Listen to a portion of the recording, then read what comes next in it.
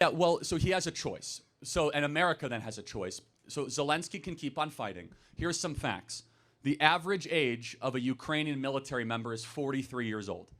They have basically destroyed the young men of their country.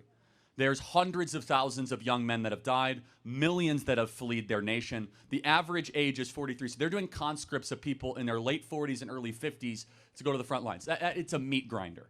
So he can keep that going, but for what?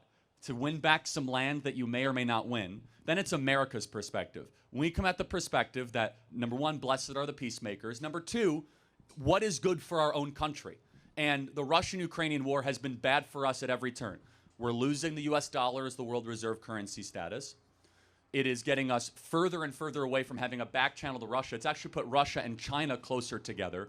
And finally, the amount of money spent. You guys in this audience, you are going to inherit a nation that is $35 trillion in debt, where we are sending money overseas and not securing over our own citizens. Peace would then hopefully limit that from some permanency.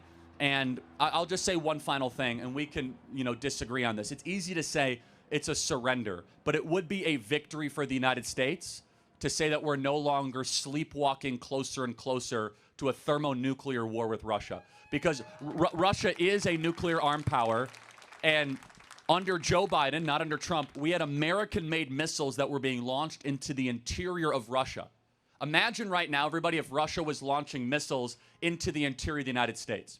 You opened up your question with a very fair, really good faith question. You said, why should we view Russia as an enemy? Let me give you more context to that. And I think this is where DC gets things totally wrong. While I don't like Russia, I don't like Putin, it's not a free society, I have no plans to ever move there or compliment them.